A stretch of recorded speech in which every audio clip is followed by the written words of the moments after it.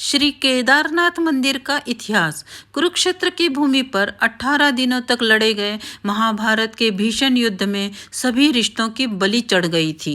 फिर चाहे वो गुरु शिष्य का रिश्ता हो या भाई भाई का या चाचा भतीजे का, 18 दिनों तक निरंतर कुरुक्षेत्र की भूमि कौरव व पांडवों की सेना के रक्त से लाल हो गई थी। महाभारत का युद्ध समाप्त होने के पश्चात विजय तो अवश्य ही पांडवों की हुई थी, लेकिन उन्होंने भी बहुत कुछ खो दिया था।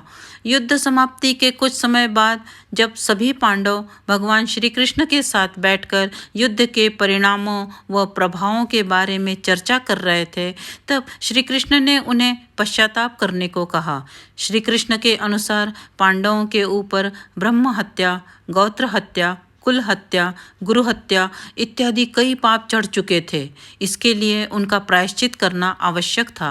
पांडवों ने इसका उपाय पूछा तो श्री कृष्ण ने बताया कि उन्हें इन पापों से मुक्ति केवल भगवान भोलेनाथ ही दे सकते हैं। इसके पश्चात सभी पांडव भगवान श्री कृष्ण की आज्ञा से भगवान शिव से मिलने काशी नगरी की ओर चले गए। हालांकि भगवान शिव को पांडवों के उनसे मिलने आने की सूचना पहले ही मिल चुकी थी, लेकिन वे उनसे मिलना नहीं चाहते थे। भगवान शिव पांडवों के द्वारा किए गए ब्रह्म हत्या व गोत्र हत्या के पाप से अत्यधिक क्रोधित थे, इसलिए वे पांडवों से बिना मिले ही वहां से चले गए। पांडवों ने काशी नगरी में भगवान शिव को हर जगह ढूंढा, लेकिन वे उन्हें नहीं मिले। इसके बाद सभी पांडव हिमालय के पहाड़ों पर बसे उत्तराखंड के गढ़वाल क्षेत्र में चले गए। भगवान शिव भी पांडवों से छुपकर यहीं आए थे। जब भगवान शिव ने पांडवों को अपने पीछे पीछे गढ़वाल क्षेत्र की ओर बढ़ते हुए देखा तो उन्होंने इसका एक उपाय निकाला। वहां पहाड़ों के बीच कई पशु घास के मैदान में चर रहे थे। भगवान शिव उन पशुओं के बीच में गए और बैल रूपी अवतार ले लिया ताकि पांडव उन्हें पहचान न पाए। गढ़वाल के पहाड़ों पर भी पांडवों ने भगवान शिव को हर जगह ढूंढा, लेकिन वो उन्हें नहीं मिले। अंत में महाबली भीम को एक उपाय सूझा और उन्होंने अपना शरीर पहाड़ों से भी बड़ा कर लिया। उन्होंने अपना एक पैर एक पहाड़ी पर और दूसरा पैर दूसरी पहाड़ी पर टिकाया और गहनता से महादेव को ढूंढने लगे। भीम के विशालकाय रूप को देखकर पहाड़ों के सभी पशुओं में हलचल पैदा हो गई और वे इधर उधर भागने लगे, लेकिन एक बैल अपनी जगह पर स्थिर खड़ा रहा। उस बैल पर भीम के विशालकाय रूप का कोई प्रभाव नहीं दिखा। यह देखकर भीम समझ गए कि यही बैल महादेव का रूप है, जो बैल का अवतार लेकर हमसे छिप रहे हैं। महादेव को भी पता चल गया कि भीम ने उन्हें पहचान लिया है। यह देखकर वे बैल रूपी अवतार के साथ धरती में समाने लगे। भगवान शिव के बैल अवतार को धरती में समाते देख भीम तेजी से उनकी ओर लपके और बैल की पीठ अपने हाथों से जकड़ ली।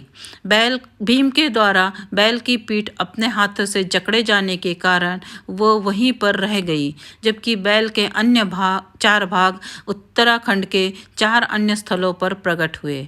आज उन्हीं स्थलों पर 4 अन्य केदार हैं। इनमें भगवान शिव के बैल रूपी अवतार का मुख रुद्रनाथ में, भुजाएं तुंगनाथ में, नाभि मदनहेश्वर में व जटाएं कल्पेश्वर में प्रकट हुई थी।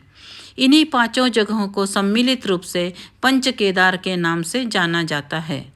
भीम के द्वारा भगवान शिव के बैल अवतार की पीठ पकड़े जाने के बाद वह वहीं रह गई थी। जब उन्हें बैल के बाकी 4 अंग 4 अन्य स्थानों पर प्रकट होने का ज्ञान हुआ, तब उन्होंने शिव की महिमा को समझ लिया।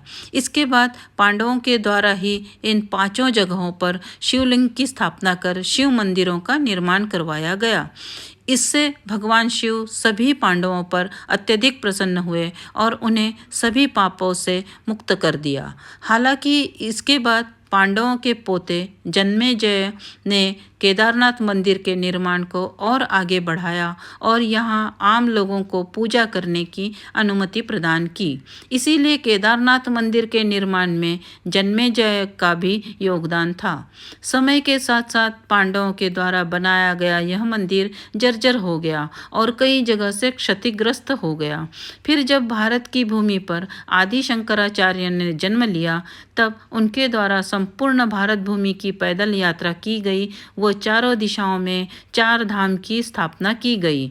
तब आदि शंकराचार्य ने ही इस केदारनाथ मंदिर का पुनः निर्माण करवाया था, जिसे आज हम देखते हैं। इसके बाद अपने जीवन के अंतिम समय में आदि शंकराचार्य ने इसी केदारनाथ मंदिर के पास ध्यान लगाया था व समाधि ले ली थी। उनकी समाधि आज भी केदारनाथ मंदिर के पास में ही स्थित है।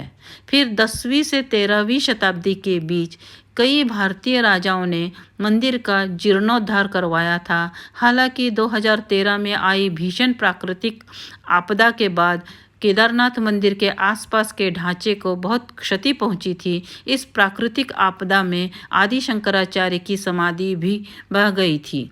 इसके बाद भारत व उत्तराखंड की सरकारों के द्वारा केदारनाथ धाम, आदि शंकराचार्य की समाधि व उसके आसपास के स्थलों को पुनः ठीक करवाकर उसे नवीन रूप दिया गया। यदि आपको ये पौराणिक कहानी अच्छी लगी हो तो प्लीज़ इसे लाइक करें, शेयर करें और इस चैनल को सब्सक्राइब करें। धन्यवाद।